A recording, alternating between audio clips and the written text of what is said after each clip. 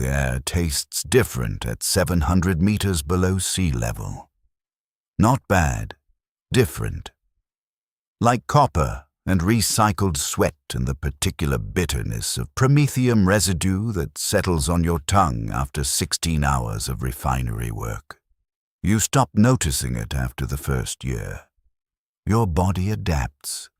Your lungs learn to extract oxygen from the atmosphere that would make a surface dweller vomit. I lived with that taste for 23 years before I learned what clean air was supposed to feel like. By then it was too late to matter.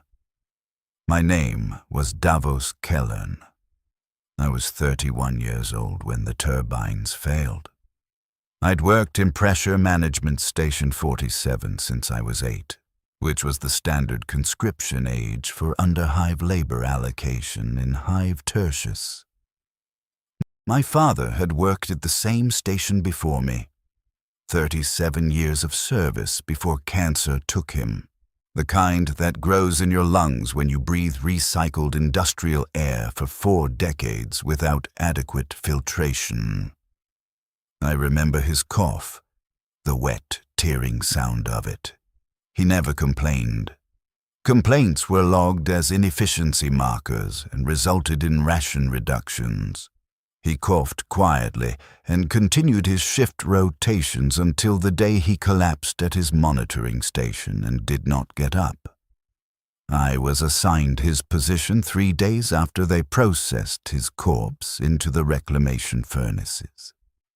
The administratum drone who delivered my new work assignment did not acknowledge the connection. Why would it? One unit replaced by another unit. The system continued.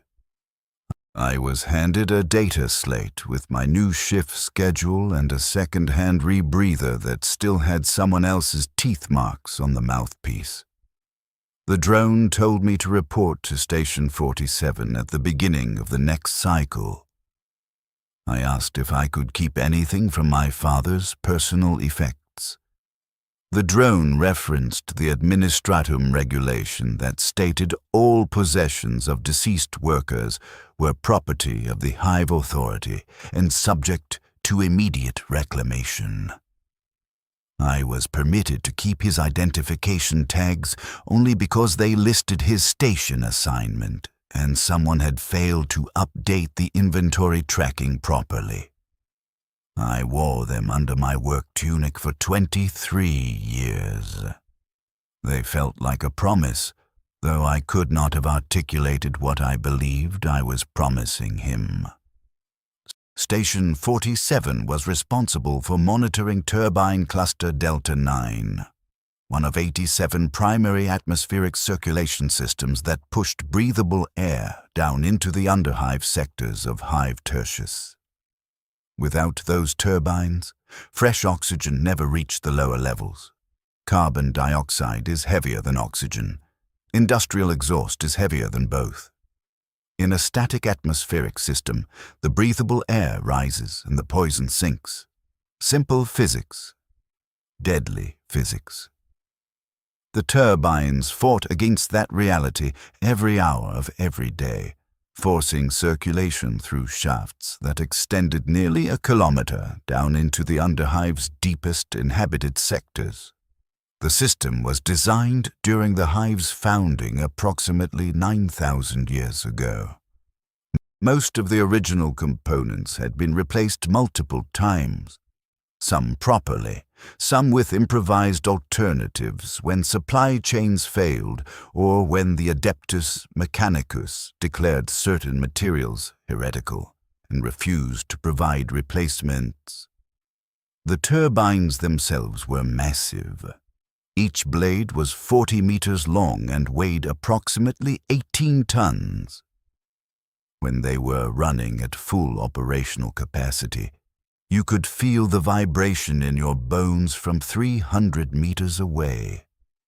I learned to read the turbines the way my father had taught me. Not from the data screens and monitoring equipment. Those were frequently inaccurate or suffering from measurement drift that no one had the authority or training to calibrate properly. You learned by sound. By the specific pitch of the turbine hum as it cycled through its rotation phases. By the vibration patterns in the metal catwalks. By the smell of the lubricant systems and whether the scent was clean or had developed the acrid edge that indicated bearing degradation. I could stand at my monitoring station with my eyes closed and tell you whether Turbine 7 was running 0.3% below optimal speed or whether Turbine 3 had developed a harmonic resonance issue in its mounting assembly. The equipment would not register those problems for another week, but I could hear them immediately. That awareness kept me alive for 23 years. It kept 200,000 people in the sectors below alive, though they never knew my name or that I existed. I worked 12-hour shifts 6 days per cycle, with one rest day allocated for mandatory attendance at the chapel of the Beneficent Gear, the ecclesiarchy station that served our sector. The sermons were always the same. We were components in the Emperor's grand mechanism. Our suffering was a holy function. Our obedience was prayer. The preacher, a man named Hadris, who had lost his left arm in a hydraulic press accident and now wore a primitive augmetic replacement, would recite the Litany of Endurance while we knelt on the stone floor for 2 hours. My knees developed calluses. Everyone's knees developed calluses. We recited the responses we had been trained to recite since childhood. The institutional conditioning was efficient. I cannot claim I questioned it then. I had no framework for questioning. The sermons taught us that the Emperor protected us. The casualty reports suggested a more complicated operational reality, but I had not yet developed the language to articulate that discrepancy. I lived in Hab Block 73, Unit 427. The unit was 3 meters by 4 meters and contained a sleeping pallet, a small cleaning basin, and a waste reclamation port. I shared a communal meal hall with 200 other workers. We were issued corpse starch rations twice daily, nutritionally sufficient, the distribution servitor assured us, though the texture was always slightly wrong and the taste was uniformly gray. I did not complain. I had never known anything different. Some of the older workers remembered when the rations included actual reconstituted protein from livestock sources, but those supply lines had been disrupted 40 years ago during a war I did not fully understand and had never been restored. The corpse starch came from the reclamation furnaces. We all knew that. No one discussed it. What purpose would discussion serve? I had one friend, Torian Vess, who worked the monitoring station adjacent to mine. He was 27 years old, shorter than me by perhaps 10 centimeters, with the kind of wiry build that Underhive labor selection favored. He had good reflexes and could read monitoring data faster than anyone else in our shift rotation. We ate our meals together when our schedules aligned. We did not discuss personal matters. There was an unspoken understanding that personal matters were a luxury we could not afford. We discussed turbine performance and shift schedules and the recurring mechanical issues that Station 47's limited maintenance budget could not adequately address. We discussed the problems that would eventually kill us, though neither of us phrased it that way. We approached these conversations with the same detached efficiency we applied to everything else. Torian had a scar across his left palm from a cable snap incident 3 years prior. He had received 14 stitches and been ordered back to his station 6 hours later. He never regained full sensation in his thumb and ring finger. I watched him adapt his monitoring procedures to compensate for the reduced grip strength. He never requested reassignment or acknowledged the injury beyond its immediate operational impact. I remember the day before the turbines failed with unusual clarity. Not because anything significant occurred, but because of its absolute ordinariness. I woke at hour 5, consumed my morning ration, walked 700 meters through the Underhive corridors to Station 47, and began my shift at hour 6. The turbines were running at 94% operational capacity, which was within acceptable parameters. I logged the morning readings.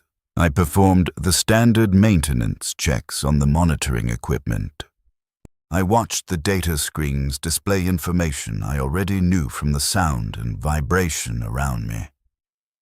At hour 12, Torian arrived for the second shift rotation, and I provided him with the status briefing. He nodded.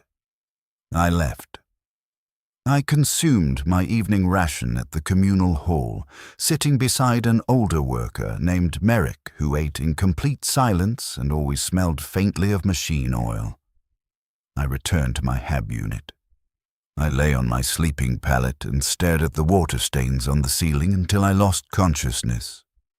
I had performed that same routine approximately 7,000 times. The next day began identically. I woke at hour 5. I consumed my ration. That day's batch had a slightly more bitter aftertaste than usual, but the variance was within normal distribution. I walked to Station 47. The corridor lighting was malfunctioning in Section 12, which meant I navigated 30 meters in near total darkness, my hand trailing along the wall to maintain orientation. That was not unusual. Lighting repairs were low-priority maintenance items. I arrived at my station at hour 6-3 which gave me time to review the overnight logs before officially beginning my shift. Torian was still there, finishing his rotation. He looked tired, more tired than usual, which was already a profound degree of fatigue. His eyes had developed the particular hollow quality that indicated insufficient rest, possibly insufficient calories.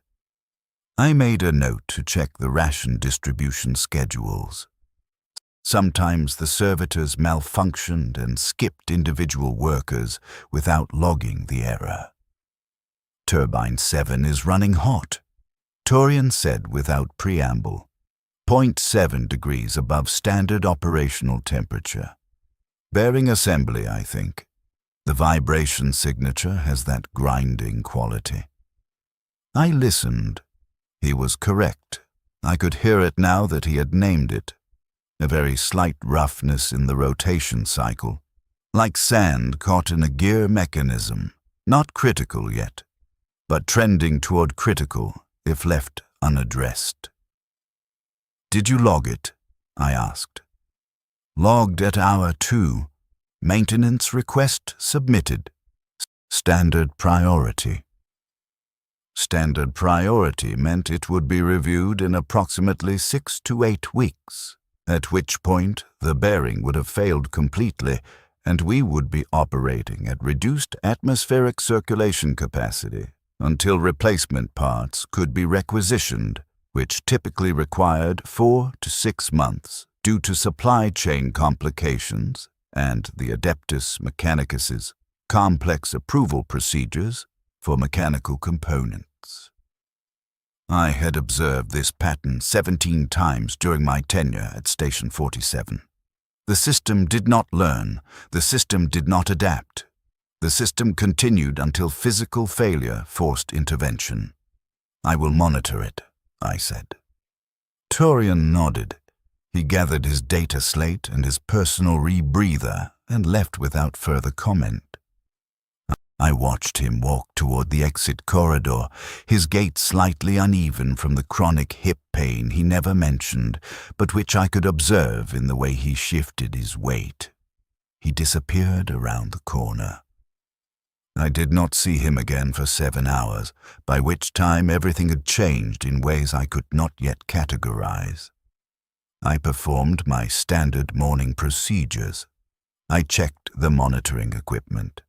I logged the atmospheric pressure readings. Standard deviation was within 0.02% of expected values, which was acceptably precise. I noted the temperature variance in Turbine 7 that Torian had identified. I performed a visual inspection of the catwalk integrity and noted 3 structural stress points that would require eventual reinforcement, though none had yet reached critical threshold. I submitted the inspection report to the maintenance queue, where it would be prioritized below approximately 400 other pending items. I returned to my station and began the hourly monitoring cycle. At hour 9, the alarm began. Not the standard alert chime that indicated minor operational variance. This was the deep, tearing sound of the primary atmospheric emergency klaxon, a sound I'd heard only twice before in my 23 years, both times during scheduled drills.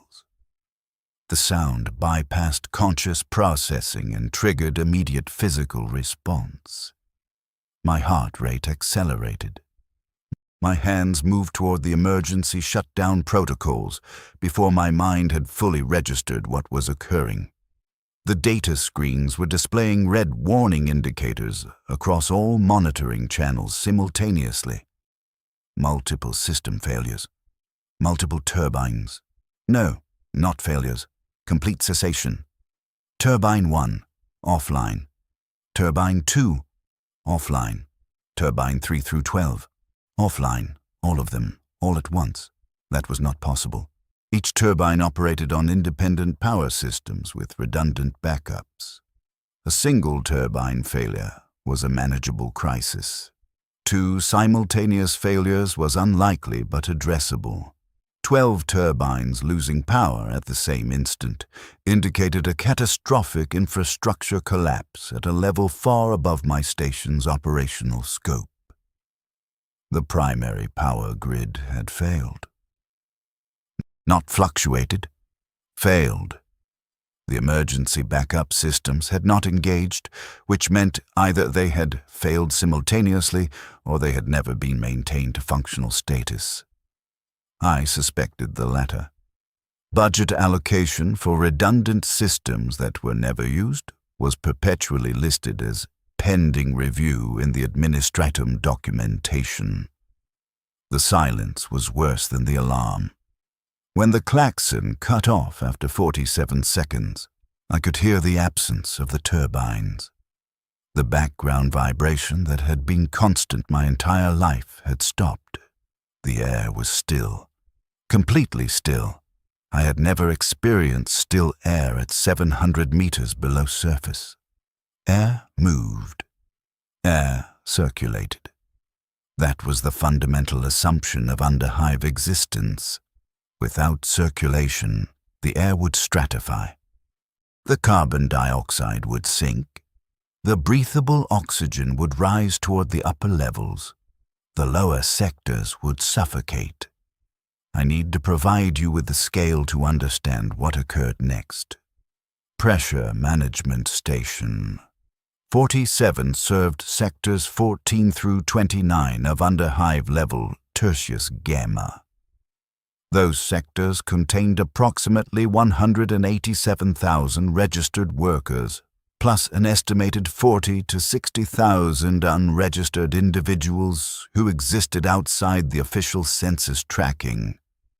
Transients, the administratively lost, children born without proper documentation, the elderly who had somehow survived past their projected mortality dates and had not been recorded as deceased.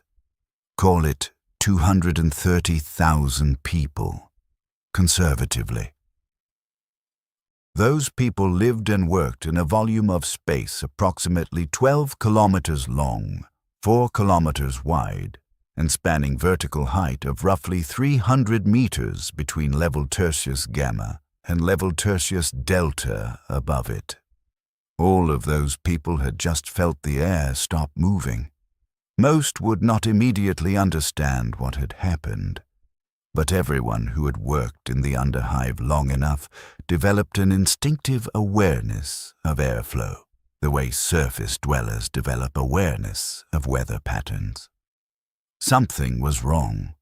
Within minutes, the first rumors would begin spreading through the work sectors. Within an hour, panic would begin. The emergency protocols were clear. In the event of primary turbine failure, monitoring station personnel were required to, first, attempt to identify the failure point. Second, submit a priority repair request to the Adeptus Mechanicus Maintenance Authority. Third, activate the emergency atmospheric reserves and initiate controlled sector evacuation protocols if the failure could not be resolved within 2 hours. The protocols assumed a single turbine failure affecting a limited area. They did not account for total system collapse affecting 200,000 people simultaneously. I accessed the emergency communication channel. Static.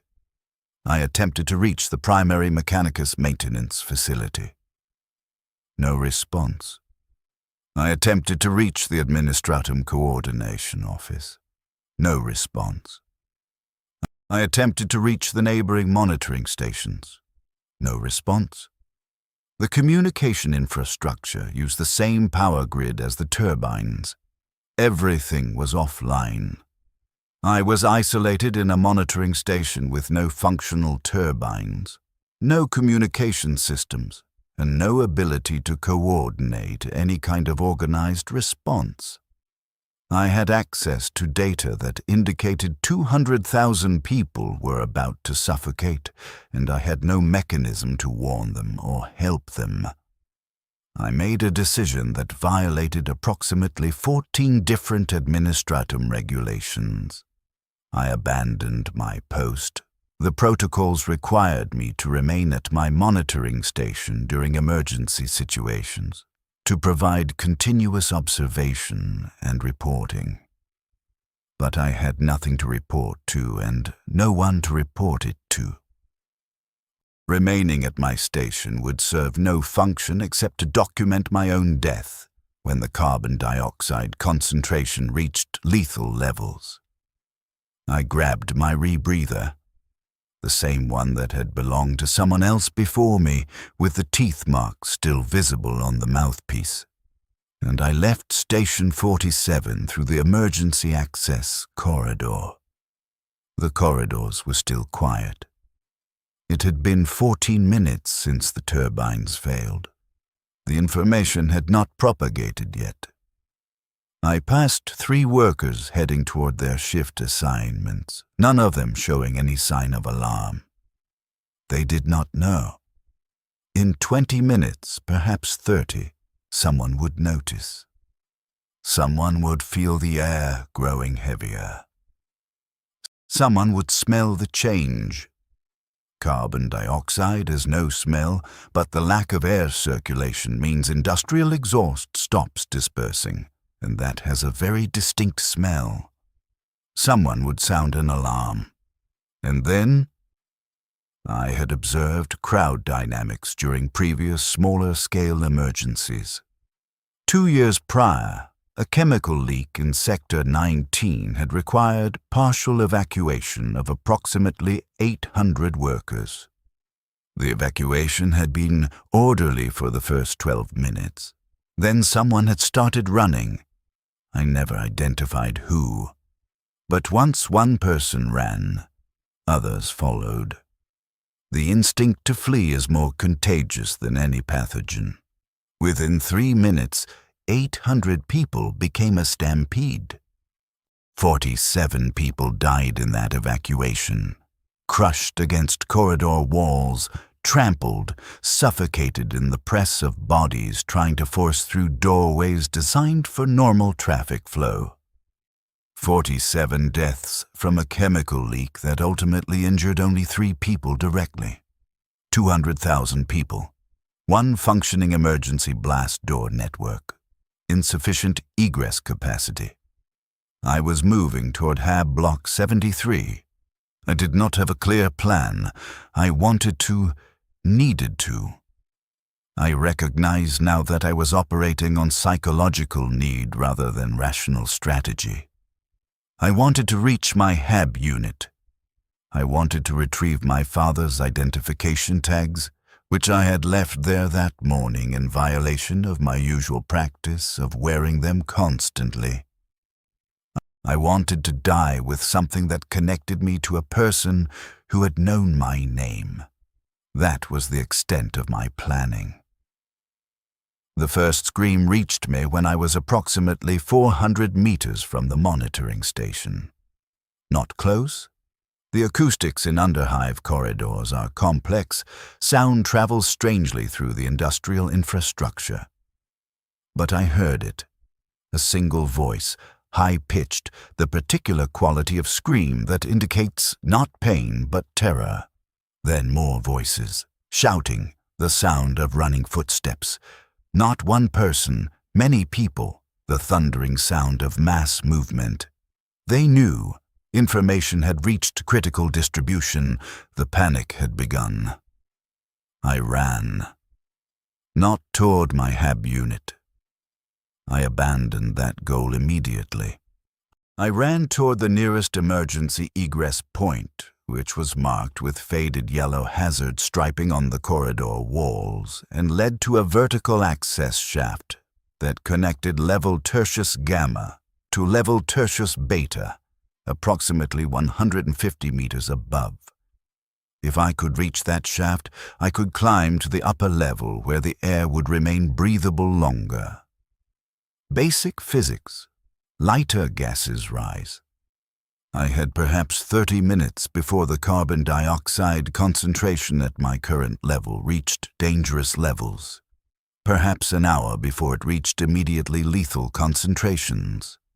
I had to reach higher ground. The corridor behind me filled with people. I glanced back and saw a wall of bodies, hundreds of workers, all running in the same direction I was running, all making the same calculation I had made. The front of the crowd was running. The middle of the crowd was running faster, pressed forward by the people behind them. The back of the crowd was beginning to scream because they could not move fast enough, and they knew what was coming. I reached the emergency egress point. The access shaft entrance was a reinforced blast door with a manual release mechanism. No power required, purely mechanical, designed to function even during total infrastructure failure. I grabbed the release lever and pulled. The mechanism resisted. Rust. Corrosion. The door had not been opened since its installation approximately 200 years ago. I pulled harder, using my full body weight. The lever shifted. The door unsealed with a pneumatic hiss and swung outward. Behind me, the crowd arrived. I felt hands grabbing at my work tunic, my arms, my neck, not deliberately attacking. They were trying to reach the doorway, trying to reach the shaft, trying to reach safety. I was in their path. I became an obstacle. Someone's elbow struck my temple, and I felt my vision blur. Someone's foot caught my ankle, and I stumbled forward through the doorway into the access shaft. I fell, 3 meters down onto a metal landing platform before I managed to grab one of the ladder rungs and arrest my descent. My shoulder articulated in a way that shoulders are not designed to articulate. Pain arrived with approximately 2 seconds of delay. Sharp, precise, localized to my left shoulder joint. I registered the injury and categorized it as non-critical. I could still move. I could still climb. I looked up. The doorway above me was a rectangle of light, and that light was being eclipsed by bodies. People were pushing through the doorway, not looking down, not checking if the shaft was clear. They were simply moving forward because the people behind them were pushing, and stopping meant being crushed. I watched a man step into empty space and fall. He did not scream. There was not time. He struck the landing platform 2 meters from where I was crouched. The sound was specific. The sound of a human body experiencing deceleration trauma against an inflexible surface. He did not move after impact. Blood spread from beneath his head in a pattern that suggested catastrophic cranial fracture. More people were falling, or jumping, or being pushed. I could not determine which. The shaft filled with bodies and screaming and the sound of impact. I started climbing down instead of up, which was counter to my original plan, but which was the only direction that did not require climbing through falling people. The shaft descended approximately 40 meters to level Tertius Delta below, which would have even worse air quality than the level I was trying to escape. But the shaft had lateral access points at irregular intervals. Maintenance corridors, ventilation ducts, emergency shelter stations. If I could reach one of those, I could wait until the initial panic subsided, then attempt to navigate to a functional egress point. I climbed down. My injured shoulder articulated incorrectly with each movement, sending specific signals that my brain categorized as damage ongoing, but which I could not afford to acknowledge. I focused on the rungs. One hand, then the other hand, then one foot, then the other foot. Repetitive mechanical motion. The screaming above me continued. Someone fell past me, close enough that I felt the displacement of air against my face. I did not look down. Looking down would provide no useful information. I reached a lateral maintenance corridor, opening at approximately 15 meters below the original entry point. The opening was sealed with a mesh grating designed to prevent unauthorized access. I braced my feet against the ladder rungs and kicked at the grating. The corroded metal bent. I kicked again. The grating tore free from its mounting bolts and fell into the darkness below. I climbed through the opening into the maintenance corridor. Darkness. Complete darkness. The emergency lighting systems were on the same failed power grid as everything else. I felt along the wall until I found a handhold, then moved forward carefully, testing each footstep before committing my weight. The corridor smelled wrong. Not the usual industrial smell, but something organic and rotten, like meat left unrefrigerated for too long. I heard movement ahead of me in the darkness. Not mechanical movement. Something else. "Identify yourself," I said. My voice sounded strange in the enclosed space. Too loud, too sharp. The movement stopped. Silence. Then a voice. Male, young, possibly adolescent. "You're not supposed to be here." "The turbines failed," I said. "I am evacuating." "This is our space. The forgotten space. You're not permitted." I understood then. I'd entered one of the unregistered zones.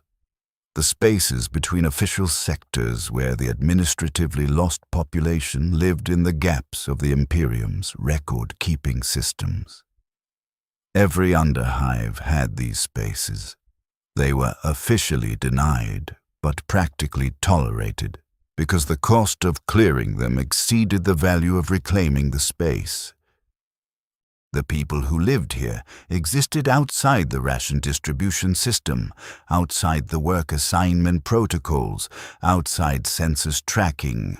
They survived on scraps and theft and by performing grey market services that official workers preferred not to acknowledge. I mean no territorial challenge, I said, using the phrasing I had heard other workers use when discussing the unregistered zones. I seek temporary refuge only. Silence. Then, the air stopped moving. We felt it. What happened? Total turbine failure. 12 units simultaneously. Primary power grid collapse. More silence.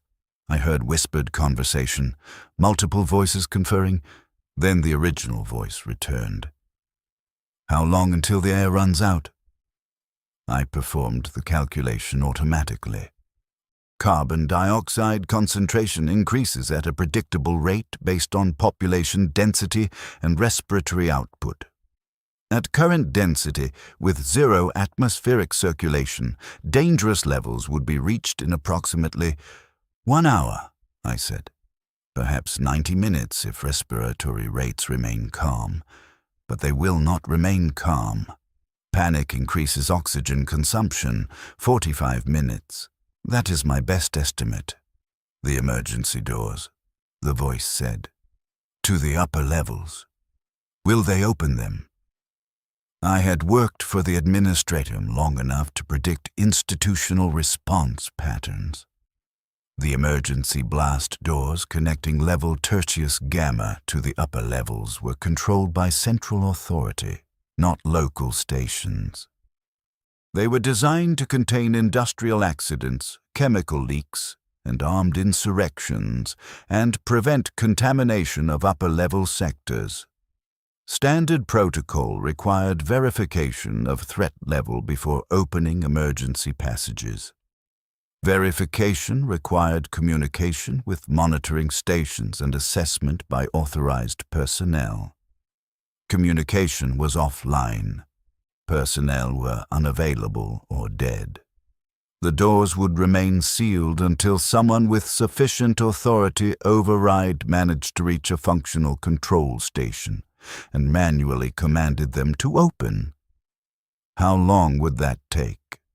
Hours, possibly days, possibly never, if the priority assessment determined that the risk of opening the doors exceeded the value of the personnel trapped below them.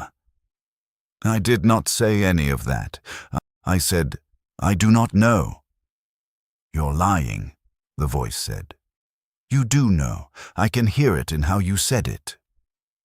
I was not trained in deception. The institutional conditioning taught compliance and efficiency, not manipulation. I had no practiced alternative phrasing. The doors will not open in time, I said.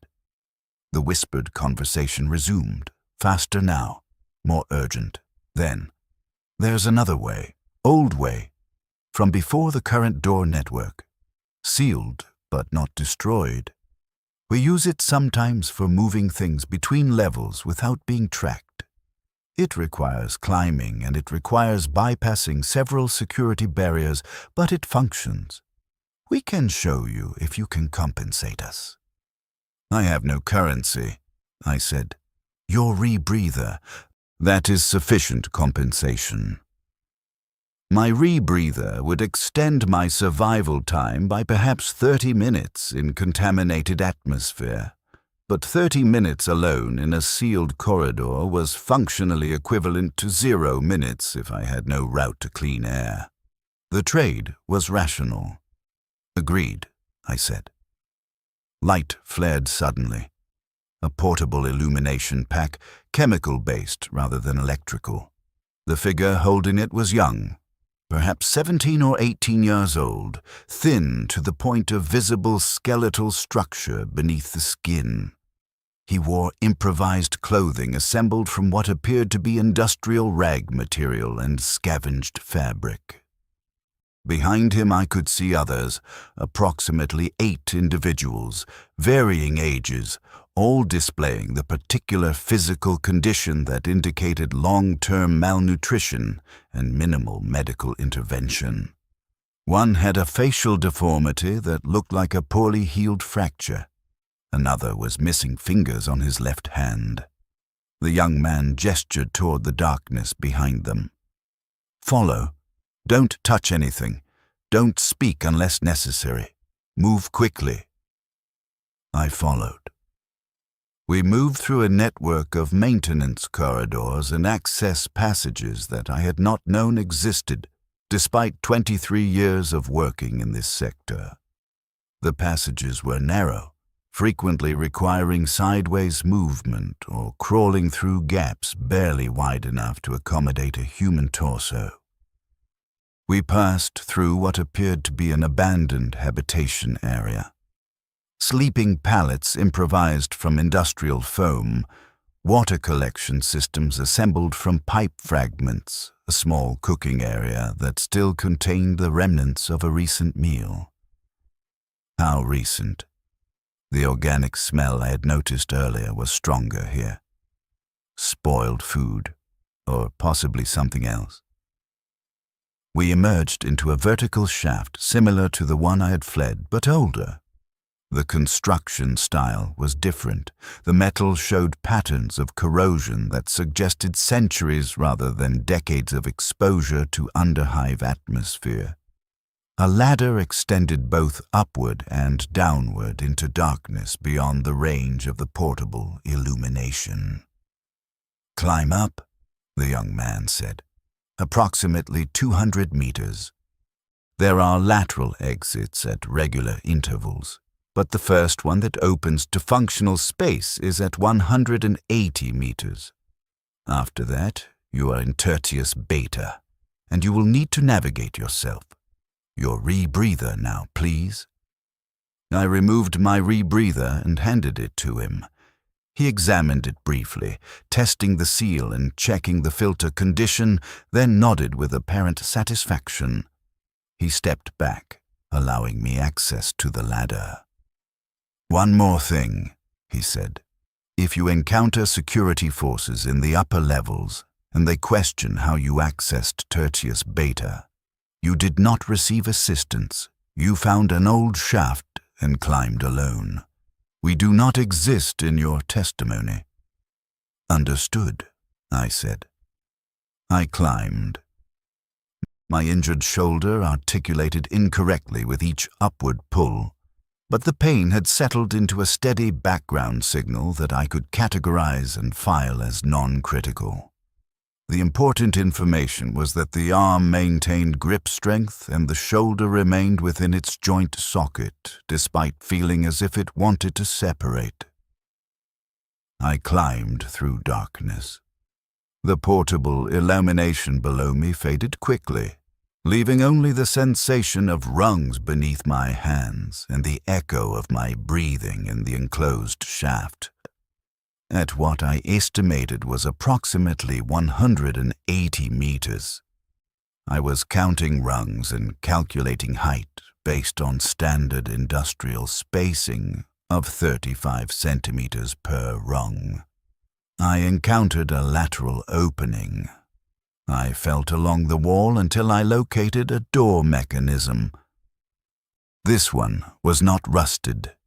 The handle moved smoothly. The door opened into a corridor with functioning emergency lighting. Dim red illumination, but sufficient to navigate by. I climbed through and sealed the door behind me. The air was different here. Cleaner, still heavy with industrial particulates, but breathable without immediate discomfort. The carbon dioxide concentration had not yet reached dangerous levels in this sector. I estimated I had perhaps 3 to 4 hours before the contamination spread to this level, assuming zero circulation and continued system failure. That gave me time. To do what? I had not formulated a plan beyond reach breathable air. Now that I had achieved that immediate goal, I needed to identify the next priority. The corridor displayed sector markings. Tertius Beta 7. I accessed my mental map of the hive structure, information I'd accumulated through 23 years of reviewing distribution routes and infrastructure diagrams. Tertius Beta 7 was a manufacturing sector, primarily textile production and chemical processing. The workers here would be experiencing the same atmospheric circulation failure, but with delayed onset of dangerous conditions due to their higher elevation. They would panic in approximately 2 to 3 hours when their monitoring systems began reporting contamination spread. I needed to move further upward before that panic began. I walked. The corridors were still populated. Workers moving between shifts, servitors performing routine maintenance, the normal traffic flow of a functioning hive sector. No one challenged me. My work tunic displayed Station 47 identification markings, which granted me general access to industrial sectors even if I was not assigned there. I looked like any other worker, perhaps slightly more disheveled than usual, but not sufficiently unusual to warrant attention. I encountered a vertical transit system, a cargo elevator designed to move materials between levels. The elevator was not operating. The power failure had extended to this level. I bypassed the elevator and located the adjacent emergency stairs, which were mechanical and required no power to function. I began climbing again. The pain in my shoulder was becoming more difficult to categorize as non-critical. I was losing range of motion. Each step upward required more conscious effort to maintain proper climbing form. I estimated I had climbed approximately 60 meters when I heard voices above me. Multiple individuals descending the stairs rapidly, their footsteps echoing in the stairwell. I pressed myself against the wall as they passed. Security forces. I recognized the uniform markings of hive enforcers, the local authority responsible for maintaining order in industrial sectors. They were moving with purpose toward the lower levels. One of them was speaking into a communication device, though I could not determine if he was receiving responses or simply broadcasting into a non-functional system. Beta 7, confirmed power loss, no estimate for restoration. Mechanicus Authority reports catastrophic failure in primary grid, backup systems non-functional, requesting additional personnel for crowd control, multiple sectors experiencing. The voices faded as they descended below me. I continued climbing. Crowd control. They anticipated what I anticipated. The panic would begin soon. Security forces would attempt to maintain order at the emergency blast door checkpoints. Those blast doors were the only authorized route between levels. They would become choke points. Thousands of people would converge on those checkpoints simultaneously, all demanding passage to upper levels, all believing that their survival depended on immediate evacuation. How many would die at those checkpoints? I performed automatic calculations based on previous incident data. Crowd crush dynamics, panic behavior patterns, insufficient egress capacity. Conservative estimate, 4,000 to 6,000 casualties in the first hour. Higher estimate if security forces employed lethal deterrence protocols, which standard doctrine permitted during mass casualty emergencies to prevent complete system breakdown. I should clarify something about my mental state during this sequence. I was not processing these thoughts as ethical concerns. I had been trained, conditioned, I can name it now, to think in operational terms. Casualties were data points. System efficiency was the primary metric. The horror had not yet penetrated to the level where I could feel it as horror. That would come later. During the climb, I was operating as I had been designed to operate. Identify the problem, calculate the variables, determine optimal response, execute. The fact that the problem involved 200,000 people suffocating and the optimal response was, save yourself, did not register as requiring moral evaluation. The system had taught me that my survival had value only as a functional component. I was attempting to preserve the component. Looking back, I cannot access those thoughts now without categorizing them as evidence of how thoroughly the conditioning had functioned. But during the climb, I was simply following the logic I had been trained to follow. I reached level Tertius Alpha after approximately 90 additional minutes of climbing. My shoulder had stopped providing pain signals, which I recognized as potentially indicating nerve damage, but which had the practical benefit of allowing unrestricted movement. Tertius Alpha was a residential sector for mid-level administratum functionaries, individuals whose value to the hive authority exceeded basic labor units, but who had not achieved sufficient status for upper hive residency. The corridors were wider here.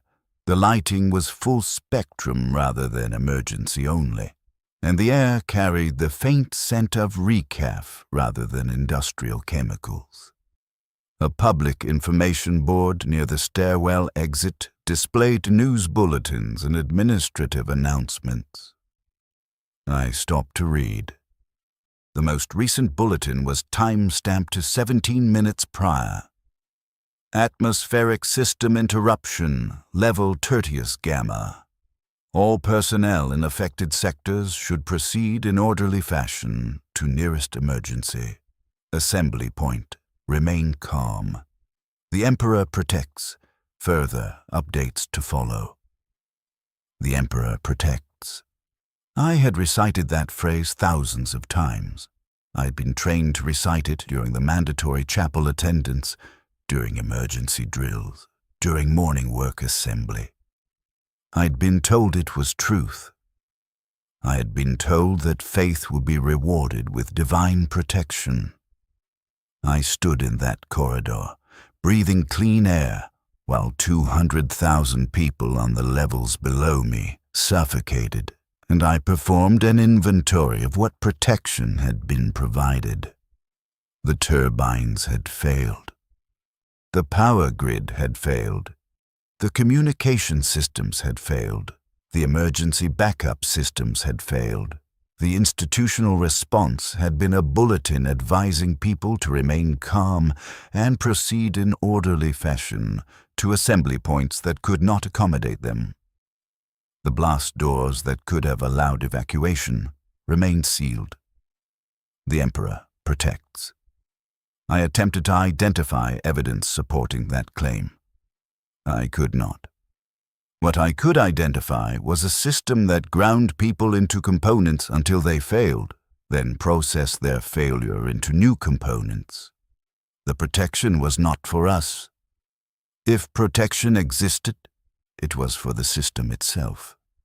The mechanism that perpetuated regardless of how many individual pieces broke. I did not have time to fully process that observation. A voice behind me.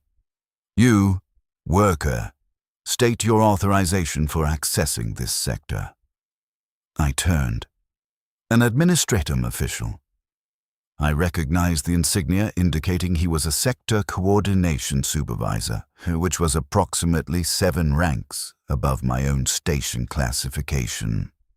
He was middle-aged, displaying the particular combination of adipose tissue and muscle deterioration that indicated someone who had spent decades performing sedentary, administrative work with adequate nutrition.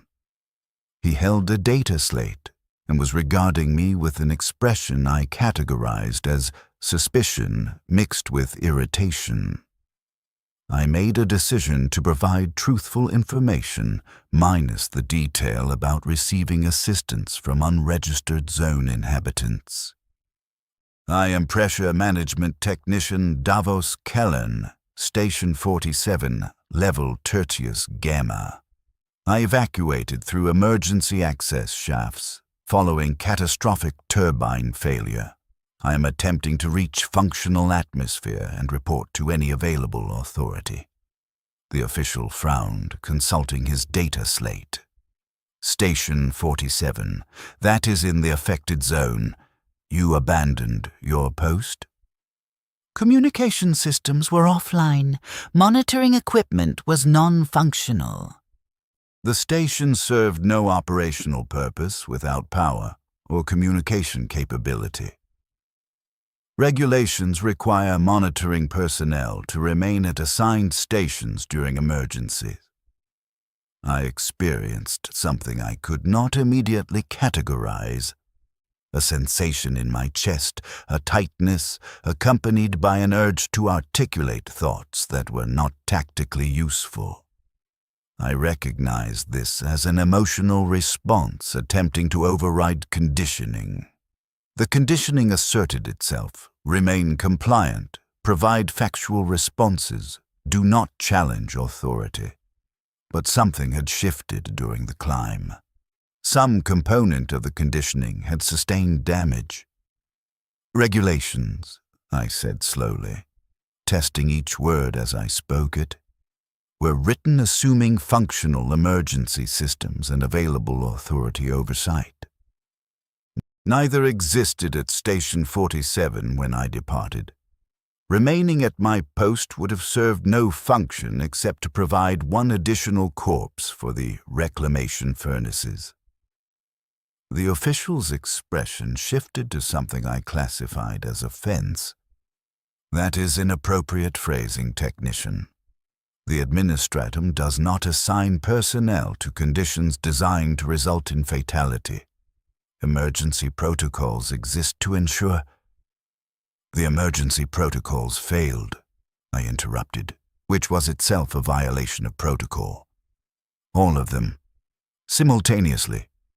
200,000 people are currently suffocating on level Tertius Gamma. The blast doors remain sealed. Evacuation is not occurring. The protocols are not being executed. People are dying. Should I have? I recognize I am drifting. The point is. The official regarded me for several seconds, his expression cycling through several states I could not fully decode. Then he said, very quietly, "You will report to Detention Processing Center 3 for administrative review of your conduct. Failure to comply will result in your classification as absent without authorization and subject you to immediate termination of employment and ration privileges." Termination of employment. Ration privileges. I was describing mass casualty horror, and he was threatening me with paperwork. I left. I did not report to Detention Processing Center 3. I walked away while he was still speaking, which was another violation of protocol, and I moved deeper into level Tertius Alpha, searching for the next stairwell, the next level, the next increment of survival. Behind me, I heard him shouting something about security forces and mandatory compliance, but I was already around the corner and moving toward what I had identified as the next vertical access point. I climbed for 3 more hours, pausing only when my damaged shoulder completely lost function and I needed to rest before continuing. I reached level Secundus Delta before I encountered a secure checkpoint that I could not bypass. The checkpoint was staffed by actual military personnel, Astra Militarum troops rather than local security forces, which indicated this was a jurisdictional boundary between lower and upper hive zones. The guards were armored and armed and positioned behind physical barriers designed to repel significantly more aggressive threats than a single exhausted worker. I did not attempt to bypass or challenge the checkpoint. I approached openly and identified myself using the same truthful statement I had provided to the administratum official. The guard listened without expression, then consulted a data terminal. Technician Davos Kellern, Station 47. No outstanding warrants, no disciplinary flags, active employment status. He paused. There is an administrative notation stating you are non-compliant and should be detained for processing, but that is filed by... He checked the screen. A level tertius supervisor who does not have authority to issue detention orders outside his jurisdiction. He looked at me directly.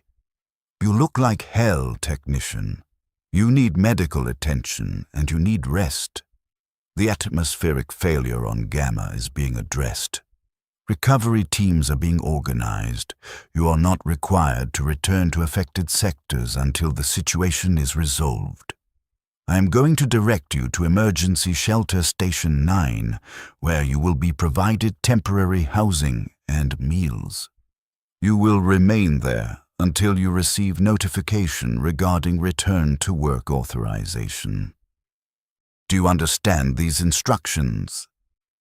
I understood that I had somehow transitioned from fugitive potentially subject to detention to displaced worker requiring humanitarian assistance, based purely on jurisdictional technicalities and the guard's personal assessment of my condition. The system was not monolithic. It had gaps, cracks, individual actors who made individual decisions that sometimes deviated from standard protocol. I understand, I said. He provided me with directions to the shelter station and marked my identification in his system as cleared for upper-level humanitarian access pending emergency resolution. I walked to the shelter station in a state of consciousness that was beginning to fragment in ways I could not control. The adrenaline that had sustained me through the climb was degrading. The pain signals from my shoulder were returning. My vision was developing dark spots at the periphery. My legs were not responding to movement commands with their usual precision. I reached the shelter station and was processed through intake by a servitor that scanned my identification tags and assigned me to Sleeping Unit 47. I found the unit. A pallet identical to the one in my HAB unit on level Tertius Gamma, but surrounded by hundreds of other identical pallets in a vast communal hall that had been converted into temporary housing. The hall smelled like unwashed bodies and fear. Everyone here had evacuated from the lower levels. Everyone here had stories identical to mine, or worse. I lay down on the pallet. My body informed me that it required immediate rest. I attempted to comply. My mind would not stop calculating. 200,000 people, 45 minutes to critical carbon dioxide concentration. I'd been climbing for approximately 5 hours. The crisis window had passed. The casualties had already occurred. I did not need to witness them to know they had occurred. The data was conclusive. How many? Conservative estimate based on population density, panic behavior, insufficient egress capacity, and sealed blast doors. 40 to 60,000 immediate casualties from suffocation, crowd crush, and security force intervention. Secondary casualties over the following days as remaining survivors exhausted emergency atmospheric reserves, another 80 to 100,000. Tertiary casualties from infrastructure collapse, loss of medical facilities, and complete breakdown of resource distribution, another 30 to 50,000. Total estimated casualties, 150,000 to 210,000 people, from one power grid failure, from one set of turbines going offline simultaneously, from one administrative decision to keep the blast doors sealed. I fell unconscious at some point during those calculations. Sleep is not the correct word. My consciousness simply terminated, the way you would terminate a machine process that was consuming too many resources. I dreamed, though I'm uncertain if dreamed is technically accurate. I experienced involuntary mental imagery that my brain presented as sensory data, despite no actual sensory input occurring. I saw the access shaft filled with falling bodies. I saw Torian at his monitoring station, still recording data as the carbon dioxide concentration climbed past lethal thresholds. Because he had been trained to remain at his post, and he did not know how to disobey that training even when disobedience was survival. I saw the young man in the unregistered zone, holding my rebreather, using those 30 additional minutes to help others escape before the air ran out. I saw the administratum official, still holding his data slate, still filing reports about inappropriate phrasing and protocol violations as the atmosphere around him became unbreathable. I saw my father, coughing blood into his hands at the monitoring station, and I understood with sudden absolute clarity that the system had been killing him slowly for 37 years before it finally finished the job. The Emperor protects. No. The institutional slogan alleged, "He protects." The propaganda claimed protection. The conditioning trained us to recite that phrase as a response to witnessing horror, as a mechanism for suppressing the question of why the horror was permitted to occur in the first place. I woke with that thought fully formed. The language had shifted. I could name it now as propaganda. I could categorize it as conditioning. I could identify the gap between the claim and the reality, and I could articulate that gap using words that were not part of my original training. Something had broken during the climb. Some component of the institutional programming had sustained critical damage and was no longer functioning as designed. I did not know yet if that was survival or a different form of death. I remained in Emergency Shelter Station 9 for 11 days. That is the specific figure, not approximately 11 days or about a week and a half. 11 days.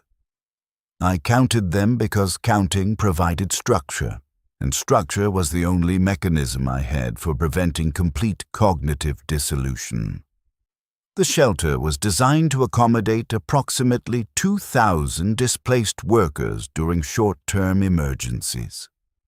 By the third day, it contained 8,400 people, according to the servitor census counts that were posted on information boards each morning. By the seventh day, 11,300. The number stopped increasing after that, not because the crisis had resolved, but because the shelter had reached absolute physical capacity, and the administratum had begun diverting new arrivals to other facilities. The conditions deteriorated predictably. The sanitation systems were designed for 2,000 people operating at standard efficiency. At 11,000, the systems failed on day 4. Waste reclamation ports backed up. The smell became intolerable, then gradually became normal as our olfactory systems adapted. Water distribution was rationed to 2 liters per person per day. Meal distribution shifted from twice daily to once daily, and the corpse starch rations were cut to half portions. The administratum servitor that made the announcement regarding ration reductions explained that supply chains were experiencing temporary disruption due to the emergency situation, and that normal distribution would resume once logistics could be restored. No timeline was provided for that restoration. I observed the other survivors with new analytical frameworks that I had not possessed before the climb. Previously, I would have categorized them simply as fellow workers experiencing temporary displacement. Now I could see patterns. The ones who had escaped early, in the first 15 to 20 minutes after the turbines failed, displayed minimal physical trauma. Psychological trauma varied, but their bodies were intact. The ones who had escaped during the middle phase, minutes 20 through 60, showed evidence of crowd crush injuries, broken ribs, fractured limbs, contusions from being pressed against walls or trampled. The ones who had escaped during the late phase, after the first hour, were almost universally suffering from carbon dioxide exposure symptoms, cognitive impairment, tremors, respiratory damage that manifested as chronic coughing that sounded remarkably like my father's cough in his final months. There were children present in the shelter. That surprised me initially, before I recalibrated my assumptions. I had been trained to think of Underhive populations as primarily labor-age adults, because that was how the Administratum census categorized people. But labor-age adults had families. They had sons. Daughters were not present in my observation. I am maintaining the content restriction properly. They had sons and brothers and fathers who were too young or too old for primary work assignments, but who still existed in the physical space and still required breathable air. I watched a boy, perhaps 9 or 10 years old, sitting beside an older man, who I initially assumed was his father, but who was revealed through overheard conversation to be his uncle. The boy was asking questions in the specific tone that indicates a child attempting to understand something that adults are avoiding explaining clearly. "When can we go home?" The uncle did not answer immediately. When he did speak, his voice carried the particular quality of someone choosing words very carefully. "When the repairs are completed and the sectors are certified as safe. But our HAB unit, will it still be there? The structures are intact. The power failure affected atmospheric systems, not the buildings themselves. Will Father be there?" Longer pause. I watched the uncle's expression cycle through several states. Then, "Your father was working in Sector 21 when the systems failed. Sector 21 was in the deepest zone. The air quality there would have degraded faster than in other areas. It is possible he was unable to evacuate in time. But he might have." "Yes," the uncle said, which was either hope or a lie, and I could not determine which he believed it was. "He might have."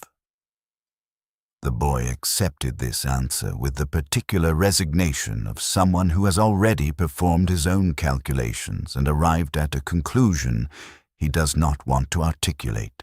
He did not ask further questions. I learned later, through conversations I overheard while waiting in the meal distribution line, that approximately 3,800 children had been registered at various emergency shelters across the upper level.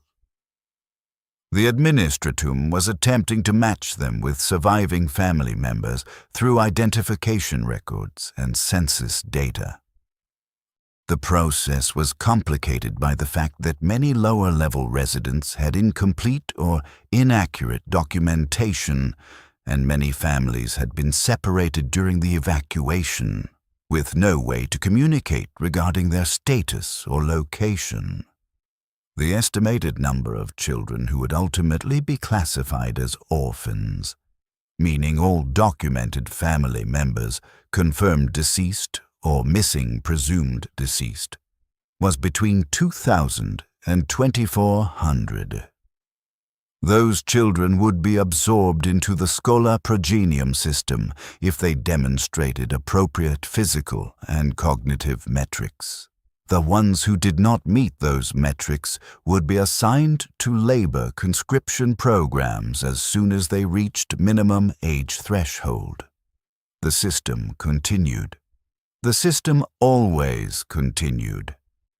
It processed loss into new components.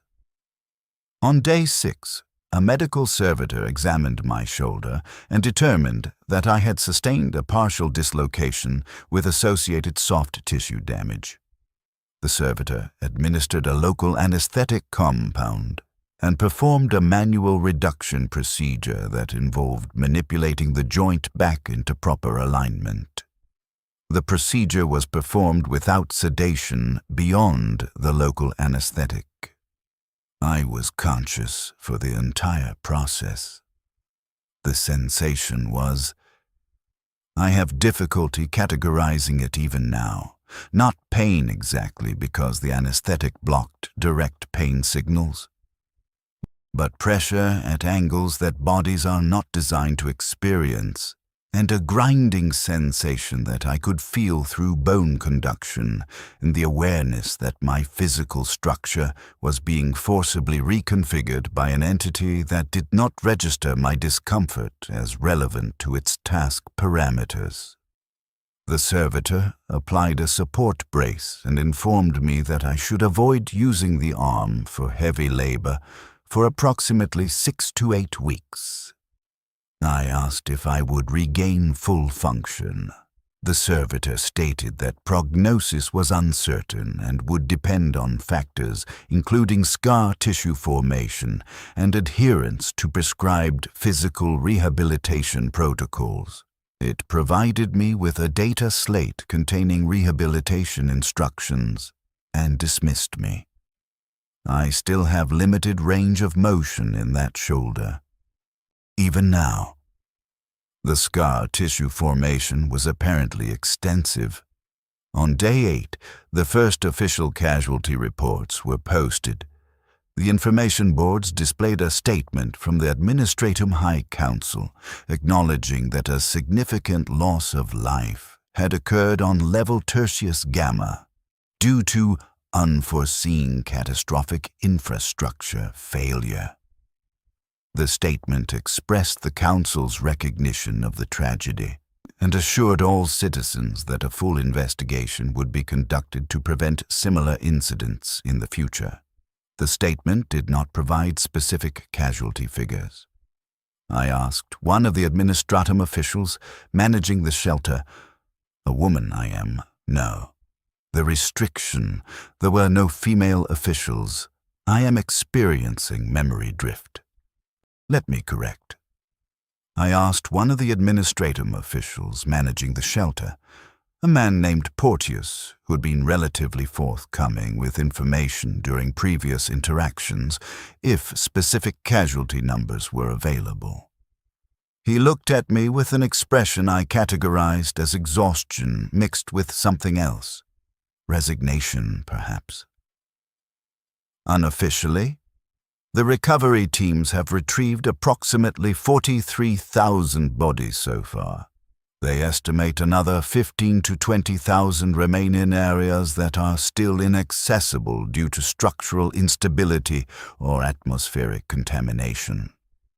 Beyond that, he paused. Beyond that, there are sectors where the atmospheric conditions degraded so severely that anyone who did not evacuate in the first 30 minutes would have died in place. We cannot send recovery teams into those sectors until we restore atmospheric circulation, which requires repairing the turbine systems, which requires parts that are currently in transit from the Forge world and will not arrive for another 3 to 5 months. The bodies will remain there for months. The low oxygen environment actually serves as a preservative, he said, which was technically accurate, but somehow made the situation worse rather than better. Bacterial decomposition requires oxygen. The bodies will be in relatively stable condition when we can finally retrieve them. I performed calculations. 43,000 retrieved. 15 to 20,000, still accessible but not yet retrieved. Unknown number in sectors too contaminated for recovery operations. Total population of affected sectors, approximately 230,000. Subtract confirmed survivors currently in emergency shelters, approximately 17,000. That left approximately 150 to 170,000 people whose status was unknown or unrecoverable. The statement had called it a significant loss of life. That phrasing had not occurred naturally. Someone had written it deliberately. Someone had chosen the word significant instead of catastrophic or massive or any other word that would more accurately represent the scale. Someone had made a decision about how to frame this event in language that minimized institutional culpability while technically remaining factually accurate. I recognize I'm focusing on the language rather than the deaths themselves.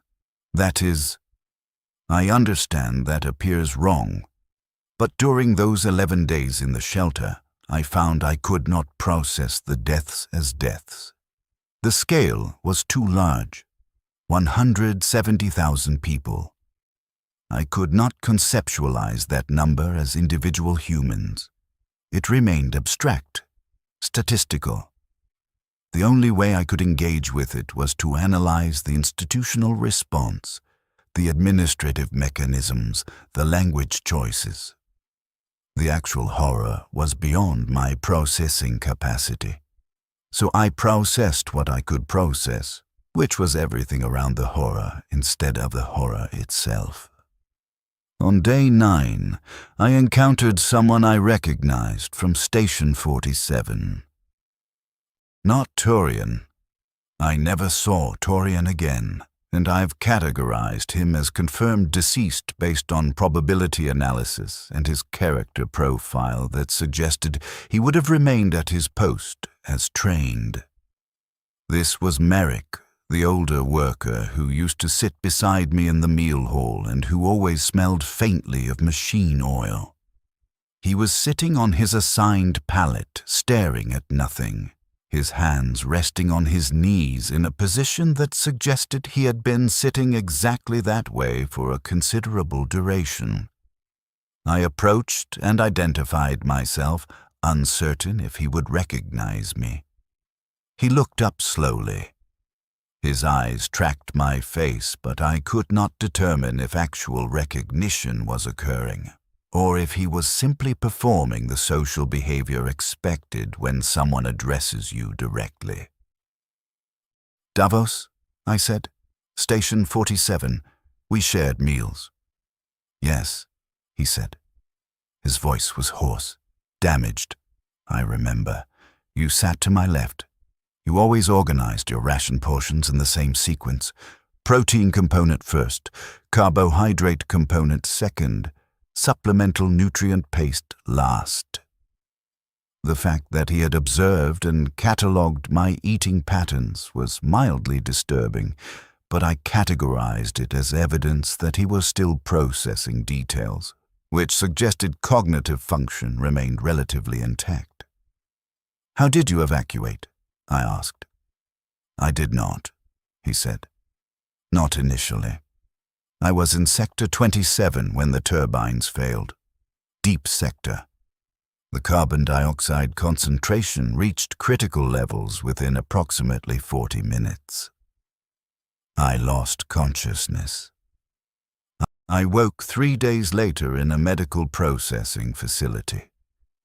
They told me a recovery team had found me in one of the lower corridors during sweep operations. They said my respiratory system had sustained significant damage, but that I would likely survive with permanent reduced capacity. He paused. They asked if I had family to notify. I told them no. They updated my medical file and assigned me to this shelter pending return to work evaluation. "You were unconscious for 3 days." "Apparently," I have no memory of the period between losing consciousness in the corridor and waking in the medical facility. The medical servitor indicated that was normal for severe hypoxic events. He was still staring at nothing, his hands still resting on his knees. I do not know why they retrieved me. There were many bodies in that corridor. I saw them when I was losing consciousness. People who had fallen and could not get up. People who were still trying to crawl toward the emergency exits despite no longer having sufficient oxygen to maintain motor function. Why was I retrieved when they were not? I did not have an answer. The recovery team procedures were based on triage protocols that prioritized individuals showing signs of life. Merrick had apparently still been alive when they found him, by whatever narrow margin. The others had not. It was probability, random chance wearing the mask of mercy. I do not know, I said. I keep trying to identify what I did differently, he continued. What action I took that resulted in my survival when others in identical circumstances died.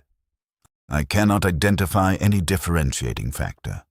I fell unconscious in the same atmospheric conditions. I had no superior access to oxygen. I had no enhanced respiratory capacity. By all observable metrics, I should have died with the others. Biological variation, I said.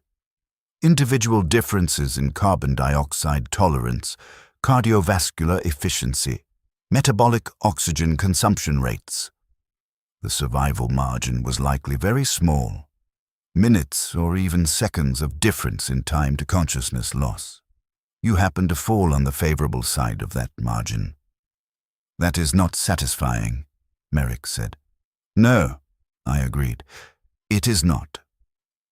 We sat in silence for a period I did not measure. Then Merrick said, very quietly, "They told me Station 47 was destroyed. Not the building, the equipment. When the power failed, several of the turbines experienced catastrophic mechanical failures due to sudden deceleration stress. The blade assemblies fragmented. The fragments were projected at high velocity through the surrounding infrastructure. The monitoring stations were directly in the projected path." He finally looked at me directly. "If you had remained at your post as protocol required, you would have been killed instantly when the fragments struck your station. The equipment logs show the impact occurred approximately 7 minutes after the initial power loss." 7 minutes.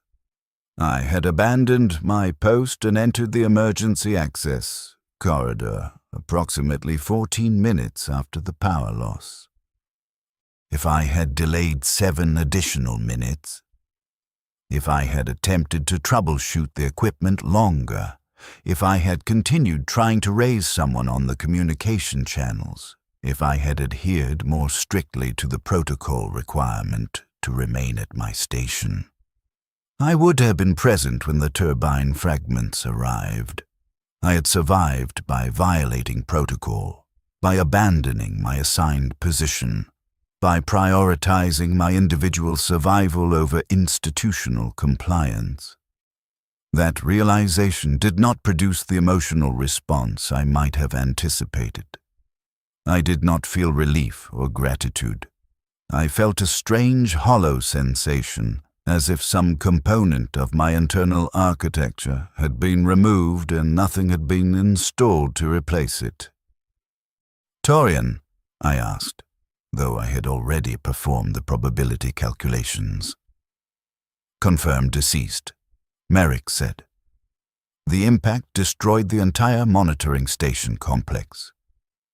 Recovery teams identified 6 bodies in the wreckage, all personnel who had been on duty during the second shift rotation. Torian was one of them. I had eaten meals with Torian for approximately 4 years. We had discussed turbine performance and maintenance schedules and the recurring mechanical failures that we both knew would eventually prove fatal. We had existed in adjacent physical space for thousands of hours. I had observed his mannerisms, his speech patterns, the way he compensated for his injured hand when manipulating monitoring equipment. I tried to produce a grief response. The response did not come. Not because I had developed emotional resilience, but because something in my processing architecture had changed, and the expected response pathways were no longer connecting properly. I understood intellectually that Torian's death warranted grief. I could not access the grief itself. I should feel something, I said. Merrick looked at me with an expression that suggested understanding. Yes, you should. I should as well. I knew 8 people confirmed deceased. I worked beside them for years. I should produce appropriate emotional responses. The responses do not come.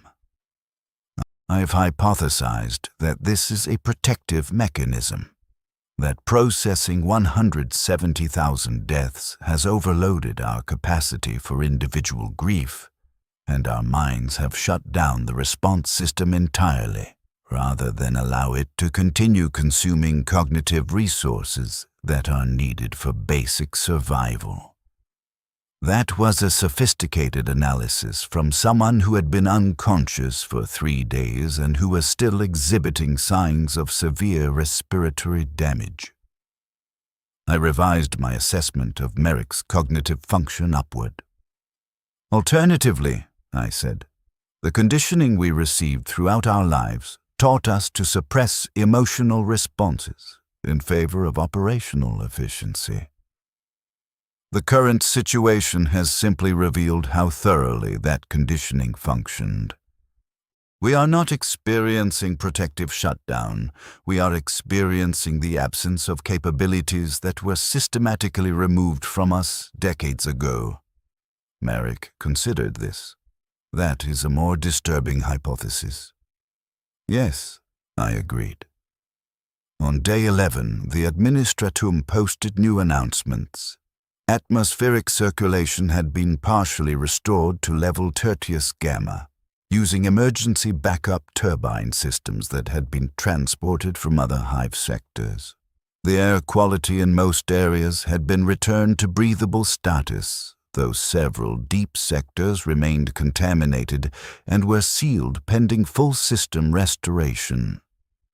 Personnel who had been displaced from Tertius Gamma were authorized to return to their residential assignments. Work schedules would resume on a modified basis pending completion of infrastructure repairs. Return to work authorization, as if what we were returning to was work, rather than a mass grave that still contained equipment we were expected to operate.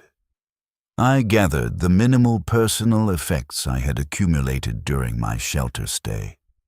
The rehabilitation instruction data slate, the medical documentation regarding my shoulder injury, my father's identification tags that I had somehow managed not to lose during the evacuation. I joined the queue of workers waiting to board the transit vehicles that would transport us back to the lower levels. The transport vehicles were cargo haulers, not personnel transports. We stood in the cargo beds, packed efficiently to maximize capacity. The journey took approximately 90 minutes, descending through the hive levels via routes I had never accessed during my normal commute. We passed through sectors I had never seen, residential zones for mid-level administrators, manufacturing complexes producing goods I could not identify, ecclesiarchy, cathedral structures that could have housed my entire hab block inside their main worship halls. The scale became visible in a way it had never been visible when I was confined to my designated movement paths. The hive was vast, incomprehensibly vast.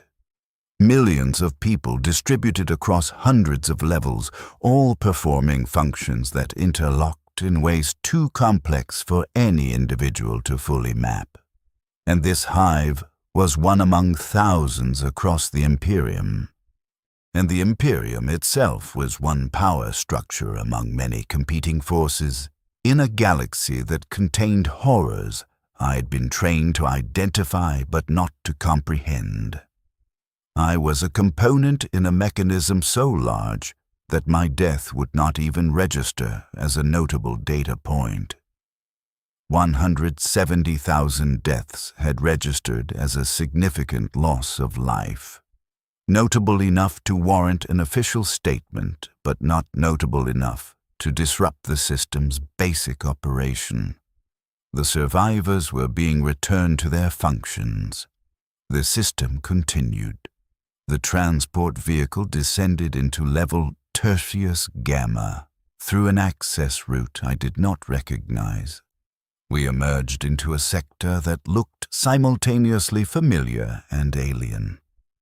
The structures were the same industrial architecture, the same corridor configurations, the same lighting systems. But the population density was wrong.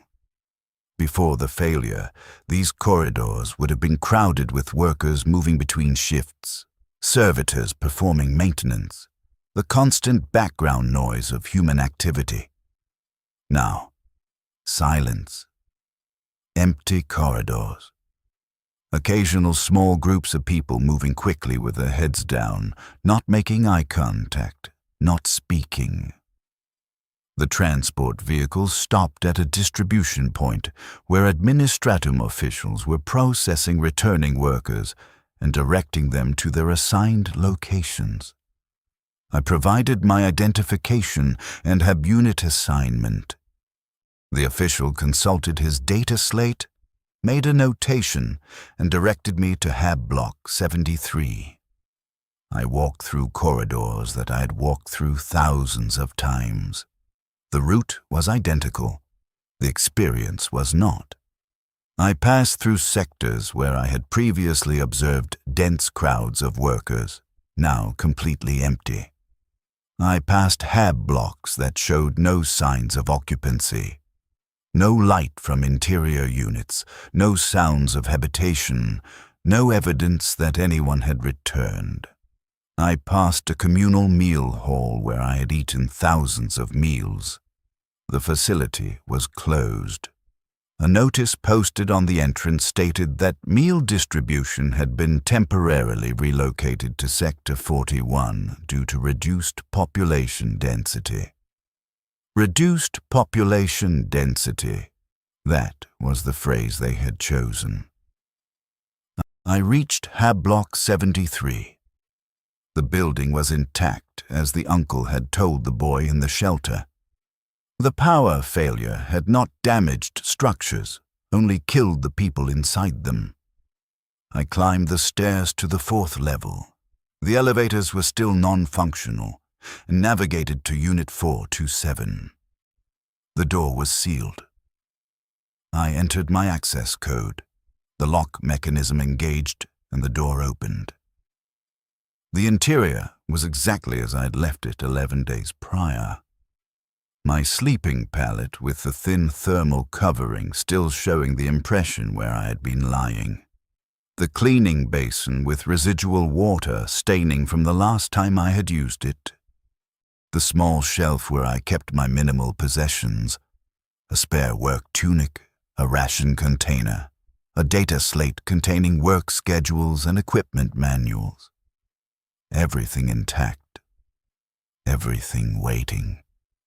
As if I could simply resume the existence I had been living, as if nothing had changed, as if 170,000 people had not died while I climbed stairs and violated protocols and survived by prioritizing individual preservation over institutional compliance. I sat on the sleeping pallet. I attempted to formulate a plan. What were my immediate priorities? Food, I needed to locate the new meal distribution site and establish a routine for obtaining rations. Medical follow-up. I needed to continue the rehabilitation protocols for my shoulder. Work assignment. I needed to report to whatever authority was coordinating labor allocation and determine where I would be assigned now that Station 47 was destroyed. I was processing survival logistics, the same way I had processed them throughout my entire life. Identify needs, determine resources, execute procedures. I was still operating as a component, automatically performing the maintenance routines required to keep the component functional. But something had broken. I kept returning to that awareness. Some piece of the conditioning had sustained damage during the climb, and the damage was spreading. I could feel it, not physically, but as a growing gap between the procedures I was executing and my awareness that I was executing them. As if I was watching myself from outside, observing my own mechanical behavior and recognizing it as mechanical for the first time. I did not leave my HAB unit for 3 days. I should have. I needed food. I needed to report for work assignment. But I remained on the sleeping pallet, processing thoughts that had no operational utility, returning repeatedly to observations I could not integrate into coherent conclusions. The Emperor protects. I had been conditioned to recite that phrase as response to horror, but it was not fact. It was institutional propaganda designed to prevent me from questioning why the horror was permitted to occur. The turbines had failed because maintenance had been deferred for budgetary reasons. The backup systems had failed because they had never been maintained to functional status. The blast doors had remained sealed because the institutional priority was containment over evacuation. None of that reflected divine protection. All of it reflected systemic negligence presented as inevitable tragedy. I was not supposed to think these thoughts. The conditioning was designed to prevent exactly this kind of analysis. But the conditioning had broken, and I could not determine how to repair it, and I was uncertain if I wanted to repair it. On the 4th day, someone knocked on my HAB unit door. I did not respond. The knocking continued. Eventually a voice. Technician Kellern. This is Administratum Labor Allocation Officer, Pravin. I am required to verify your status and provide you with updated work assignment information. Please acknowledge. I had no tactical reason to refuse. I opened the door. The officer was young, younger than me by perhaps 5 years, and displayed the particular combination of nervous energy and rigid protocol adherence that indicated someone who had been recently promoted and was attempting to prove his competence through excessive compliance with regulations. Technician Kellern, he said, consulting his data slate. I'm showing you as returned to HAB Block 73 but non-responsive to work assignment notifications. Have you received the notifications? I had not checked any communication channels since returning. No? I see. He made a notation on his data slate. You are reassigned to Pressure Management Station 91, level Tertius Beta. Your previous station, Station 47, has been decommissioned due to irreparable equipment damage. Station 91 is currently operating with reduced staff due to casualties among previous personnel. Your experience with turbine monitoring systems makes you a suitable replacement. Your first shift begins tomorrow at hour 6. Do you have any questions? I had many questions. None of them were about shift schedules. Station 91 serves which sectors? Sectors 8 through 15, Tertius Beta, and portions of Tertius Gamma that are currently being repopulated. What is the current population of those sectors? He consulted his data slate. Approximately 42,000 registered residents and workers, with projected increase to 65,000 as repopulation continues over the next 6 months. Before the failure, Station 47 had served approximately 230,000 people. Now I would be monitoring systems serving 65,000 at maximum. The scale had been reduced by more than 70%, not because the sectors were smaller, but because most of the people were dead. Understood, I said. You will report to Station 91 tomorrow at hour 6. Failure to report will result in classification as absent without authorization and termination of ration privileges. Do you acknowledge these instructions? I acknowledge. He made a final notation, nodded with the crisp efficiency of someone who has completed his assigned task, and departed. I closed the door and returned to my sleeping pallet. The system continued.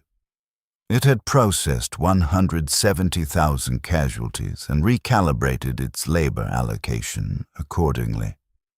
I had been reassigned from destroyed station to understaffed station. The mechanism had registered the component failure, installed a replacement component, and resumed operation. Efficient, logical, exactly as the system was designed to function. I reported to Station 91 the next day at hour 6. The facility was larger than Station 47, serving a more extensive turbine cluster, but the essential function was identical. I was assigned a monitoring station and provided with updated equipment manuals and operational procedures. The shift supervisor, a man named Cortez who had survived the failure by being assigned to an upper-level sector that had maintained atmospheric circulation, briefed me on current system status and known maintenance issues. Turbine 8 is running 0.4 degrees above optimal temperature, he said. Bearing assembly issue. We have submitted a maintenance request, but estimated response time is 4 to 6 months due to repair backlog from the failure. The same issue, the same timeline, the same inevitable progression toward failure. I was watching a recorded sequence that I had already witnessed, knowing exactly how it would end, powerless to alter the outcome. Understood, I said. I worked my shift. I monitored the data displays. I listened to the turbine sounds and felt the vibration patterns through the catwalk. I logged readings and submitted reports. I performed all the procedures I had performed for 23 years at Station 47. The routine was identical. The context was not. I worked at Station 91 for 8 months before the pattern I had been anticipating manifested. Turbine 8 experienced catastrophic bearing failure during a second shift rotation. The failure caused the turbine to decelerate suddenly, creating mechanical stress that propagated through the mounting assembly. The mounting bolts sheared. The turbine blade assembly separated from its housing and was projected into the surrounding infrastructure at high velocity. No one was killed. The fragments struck an equipment storage area rather than occupied workstations, but the turbine was destroyed and would require complete replacement. Replacement parts were not available due to ongoing supply chain disruptions from the original failure 8 months prior. Estimated timeline for restoration, 9 to 14 months. Sector atmospheric circulation was reduced to 82% of normal capacity. The air quality degraded noticeably. not to dangerous levels, but sufficient to cause chronic respiratory irritation, headaches, and reduced cognitive performance. Workers continued their assignments. The system continued operation at reduced efficiency. I submitted the incident report using the standard templates. I noted the identical failure progression that I had observed at Station 47. I noted that the bearing degradation had been logged months in advance and that maintenance intervention would have prevented the catastrophic failure. I noted that this represented a systemic pattern that would continue producing similar failures unless resource allocation priorities were revised. The report was filed and logged. No response was provided. I had not expected one. During this period, I continued to exist in the gap between procedure execution and awareness. I performed my work assignments with the same efficiency I had always demonstrated. I consumed my rations. I maintained my HAB unit. I completed my physical rehabilitation protocols until my shoulder regained approximately 80% of original function. I participated in mandatory chapel attendance and recited the liturgies I had been trained to recite. But the internal architecture had changed. I was aware of performing these actions. I was aware of the conditioning that drove the performance. I was aware of the institutional mechanisms that extracted my labor and provided minimal resources in return. And I was aware that this extraction would continue until my component failed, at which point I would be processed into the reclamation furnaces and replaced with another component. I could not identify a response to that awareness. Rebellion was not tactically viable. Individual resistance against an institution spanning millions of worlds was mathematically equivalent to zero impact. Escape was not possible.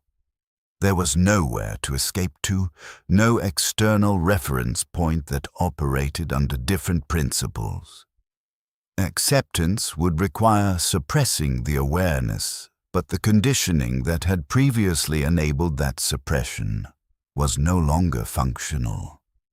I existed in a state I can only describe as conscious operation despite comprehension of futility.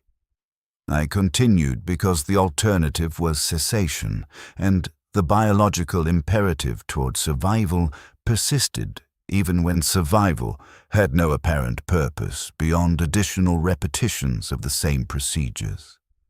I recognize that sounds like despair. Perhaps it was. I did not have sufficient emotional access to categorize it definitively.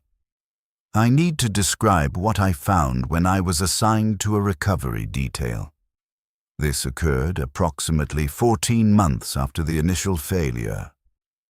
The Administratum had finally organized systematic recovery operations in the sectors that had been sealed due to severe atmospheric contamination.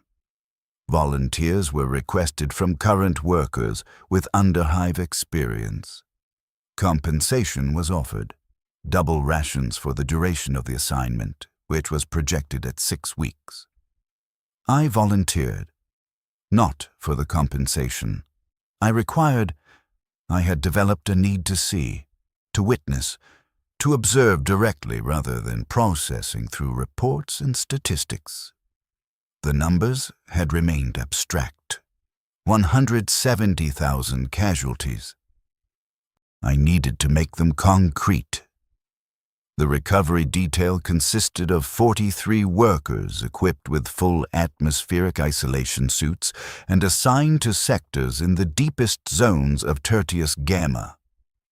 Our objective was to retrieve remaining bodies for processing in the reclamation furnaces and to document any salvageable equipment or resources.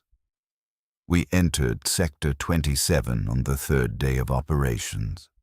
This was the sector where Merrick had lost consciousness and been retrieved by the initial recovery waves.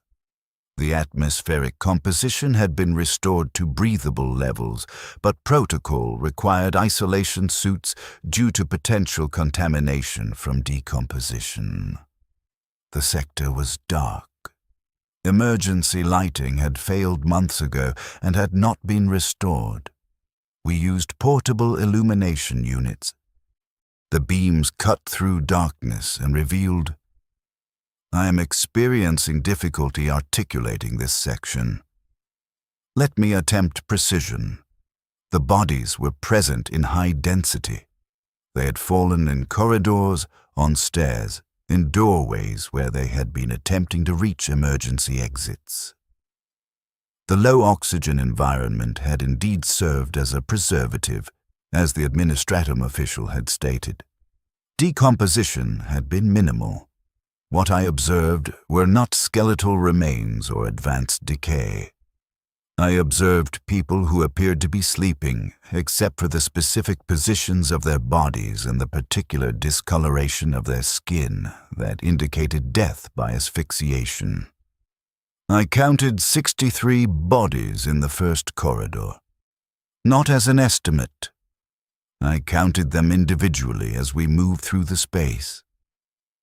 63 people who had been working their shifts, or sleeping in their HAB units, or consuming meals when the air stopped moving.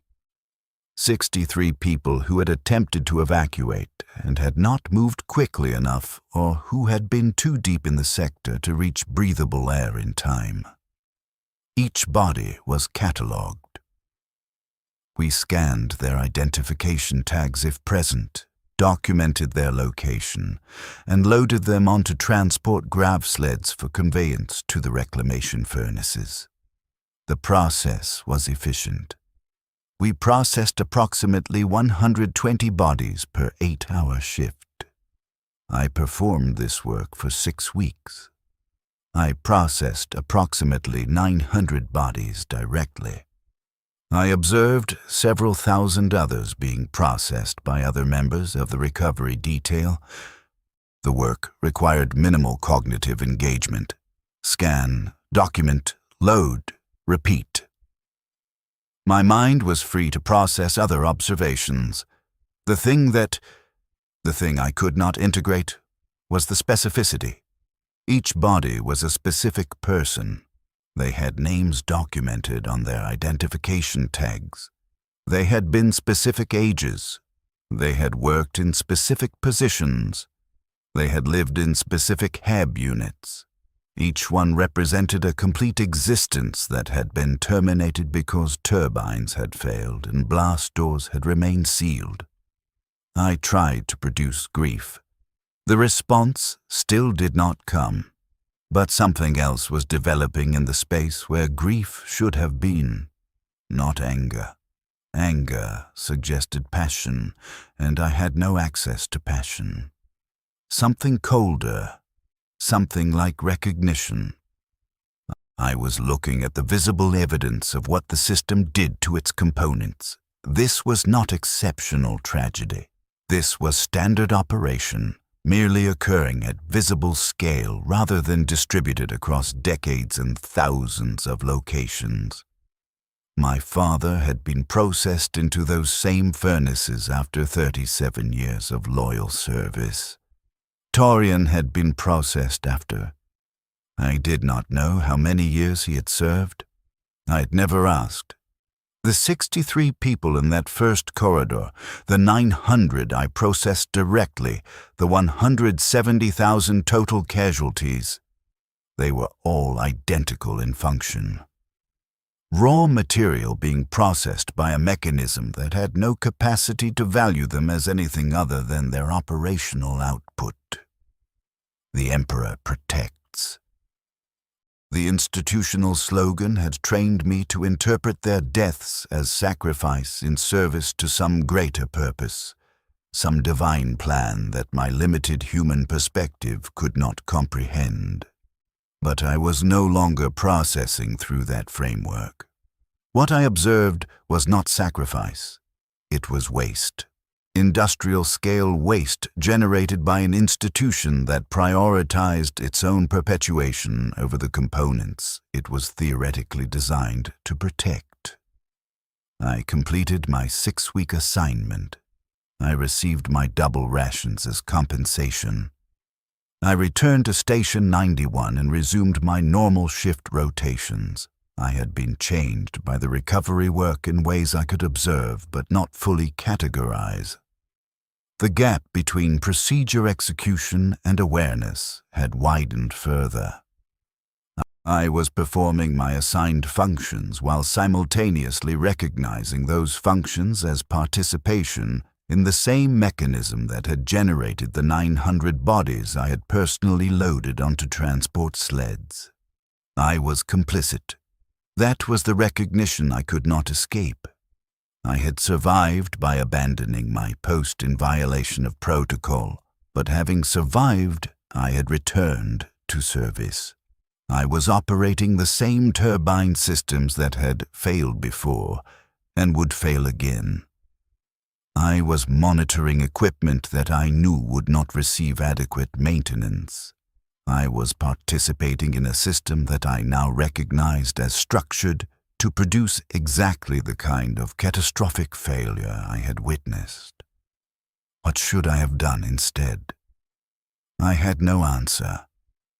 Individual refusal to participate would result in termination of employment and ration privileges, which would result in my death by starvation or exposure, which would result in my processing into the reclamation furnaces, which would result in zero impact on the system's continued operation. The system was designed to be inescapable. That was perhaps its most refined feature. It had eliminated all external reference points. It had structured every alternative to participation as a path leading to death. It had made complicity the only available form of survival. I worked at Station 91 for 3 more years. During that period, I observed 2 additional turbine failures. One chemical leak that required sector evacuation and one structural collapse that killed 17 workers. Each incident followed the same pattern: observable degradation, insufficient maintenance response, eventual failure, casualties, documentation, system recalibration, continued operation. I documented everything. I submitted detailed reports, noting the pattern repetition. I proposed revised maintenance scheduling that would prevent the failures. My proposals were filed and logged. No changes were implemented. The resource allocation priorities that drove the pattern were determined at levels far above my station classification. My proposals were not rejected. They were simply absorbed into the administrative mass and rendered inert. During this period, I also observed the repopulation of Tertius Gamma. New workers were transferred in from other hive sectors to replace the casualties. They were younger, mostly, conscripted from the standard labor pools assigned to HAB units that still contained the possessions of their previous occupants. I watched them adapt to the environment with the same unconscious efficiency I had demonstrated at their age. They learned the routes between their HAB units and their work assignments. They learned to tolerate the air quality and the ration consistency. They learned to recite the liturgies and comply with the protocols. They did not know what had happened here, or if they knew abstractly, they did not know specifically. They did not know that the corridors they walked through had been filled with bodies. They did not know that their HAB units had been occupied by people who had suffocated when the air stopped moving. They did not know that the system had processed 170,000 casualties and was now processing them as replacement components. Should I have told them? I considered this question extensively. What would that knowledge provide them? It would not change their circumstances. It would not alter the system's operation. It would only burden them with awareness that would make their existence more difficult to tolerate. I said nothing. I worked my shifts and observed the new components being installed in the mechanism and recognized that I was observing my own past, the same unconscious efficiency, the same conditioned compliance. The system was eternal within its own context. That was the realization I arrived at gradually over those 3 years. Not eternal in the sense of lasting forever. All physical systems eventually fail. But eternal in the sense of self-perpetuating regardless of individual component failure. The turbines would fail again. More people would die. New people would be installed as replacements. The documentation would be filed. The system would recalibrate. The cycle would continue. I was now 48 years old. I'd worked in pressure management for 40 years, since my childhood conscription. My respiratory system had begun to show the same degradation I had observed in my father. The chronic cough, the reduced capacity, the particular exhaustion that indicates organ system failure in progress. I would work perhaps another 5 to 10 years before the degradation reached the point where I could no longer perform my assigned functions. At that point, I would be retired from active service and provided with minimal sustenance until the biological systems failed completely. Then, processing into the reclamation furnaces. I knew this progression with absolute certainty. I was watching it occur in my own body. And I was powerless to alter it, just as I had been powerless to alter it for my father, for Torian, for the 900 bodies I had processed, for the 170,000 total casualties. The horror was not the death themselves. The horror was the system that processed death as standard operation and continued functioning regardless. The horror was the scale and the inertia and the complete absence of any institutional capacity to value individual human existence above operational efficiency. The Emperor protects. I had been conditioned to interpret that phrase as promise of divine intervention. I now understood it as institutional lie designed to prevent exactly the kind of awareness I had developed. The slogan was not describing reality. It was prescribing compliance. It was training components to accept their processing as holy purpose, rather than recognizing it as industrial waste generation. I am approaching the conclusion of this account. I recognize the structure has deviated from standard narrative. I have drifted between time periods, over-explained certain details while compressing others, returned repeatedly to observations I cannot fully integrate. This is not intentional literary technique. This is evidence of cognitive architecture that has sustained damage and has not been repaired. I am currently 53 years old. I still work at Station 91. Though my shifts have been reduced to 6 hours rather than 12 due to documented respiratory impairment. I am training my replacement, a young man named Kavir, who was transferred from another sector 6 months ago. He's efficient and compliant and displays no indication that he questions the systems he has been assigned to operate.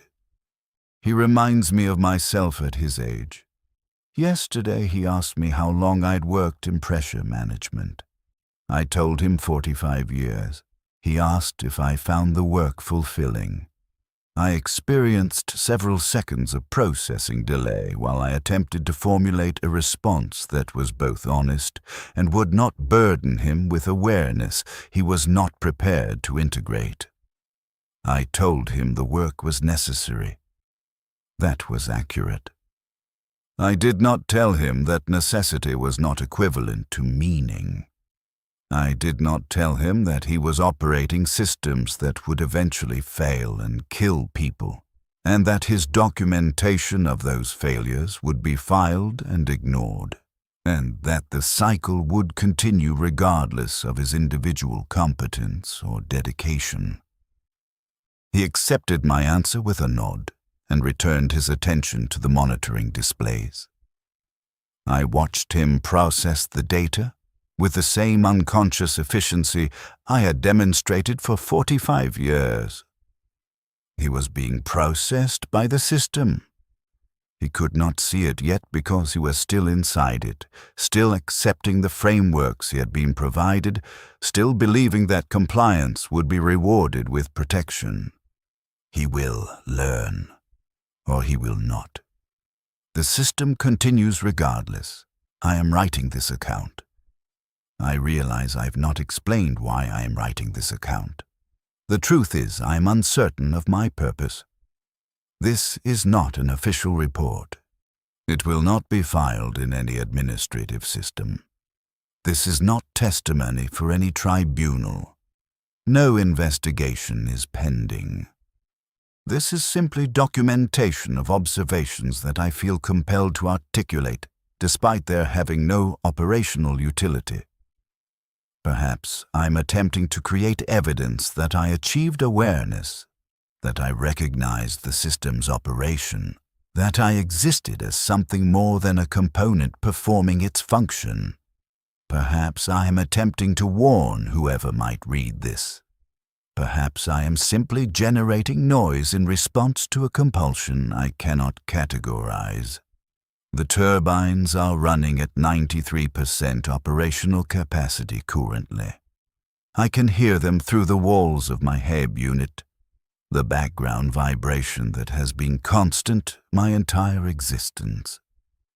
Turbine 12 is developing a harmonic resonance issue in its mounting assembly. I have logged it. Maintenance response is estimated at 4 to 6 months. The bearing will fail before maintenance can be performed. The failure will propagate through the assembly.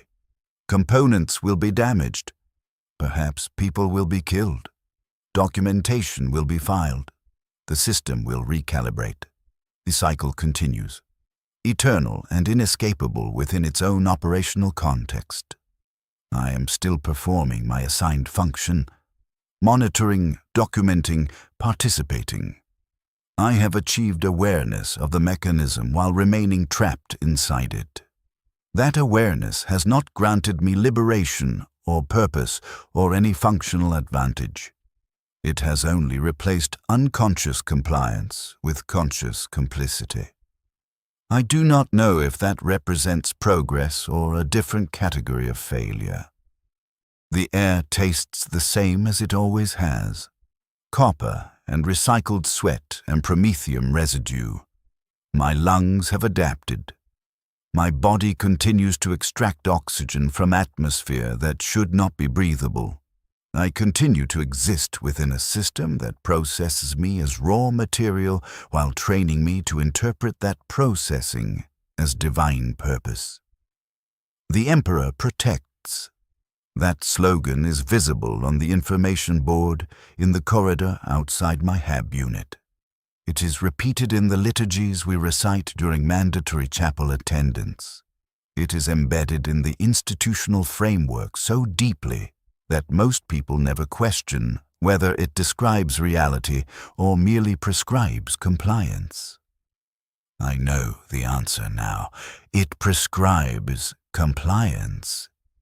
The protection was never for us. It was for the system itself, protecting its operation, its perpetuation, its capacity to continue processing components regardless of individual cost. My name is Davos Kellern. I am 53 years old. I have worked in pressure management for 45 years. I survived a catastrophic infrastructure failure that killed 170,000 people. I am still processing what that survival means, or if it means anything at all. The turbines continue to run, the air continues to circulate, the system continues to operate. I remain at my station, monitoring the displays, documenting the degradation, waiting for the inevitable failure that I can observe but cannot prevent. I am a component performing its function until the function can no longer be performed. That is what I have been. That is what I am. That is what I will remain until the biological systems fail and I am processed into the reclamation furnaces and installed as raw material in the bodies of the next generation of components. The cycle is eternal. I am temporary. The awareness I have achieved changes nothing except my experience of the temporariness. The horror is that I understand this completely and continue regardless, because continuing is the only available alternative to cessation, and the biological imperative persists even when persistence has no meaning beyond additional repetitions of the same procedures. The turbines are running at 93% capacity. Turbine 12 will fail in approximately 4 to 6 months. I have logged the impending failure. I will continue monitoring until the failure occurs. Then I will document it. Then the system will recalibrate. Then I will continue monitoring the next degradation. That is my function. That is my existence. That is the only form of meaning available within this mechanism. I am writing this so that someone, somewhere, might read it and recognize what I recognized. Not because that recognition will change anything, but because existing in this awareness alone is a burden I feel compelled to distribute, even if the distribution is purely symbolic. If you are reading this, you are inside the same mechanism. You are being processed. The system has trained you to interpret that processing as purpose, as duty, as divine plan. I am telling you, it is none of those things. It is simply processing. You are raw material being converted into energy that sustains the mechanism. What you do with that awareness is not my concern. I have exhausted my capacity for concern. I'm simply documenting, bearing witness, creating evidence that someone understood what was occurring, even if that understanding accomplished nothing. The turbines continue to run. I continue to monitor them. The cycle continues, eternal within its own context, inescapable by any mechanism I've been able to identify. My name was WH40K. I survived. I achieved awareness. Neither changed anything. The system continues.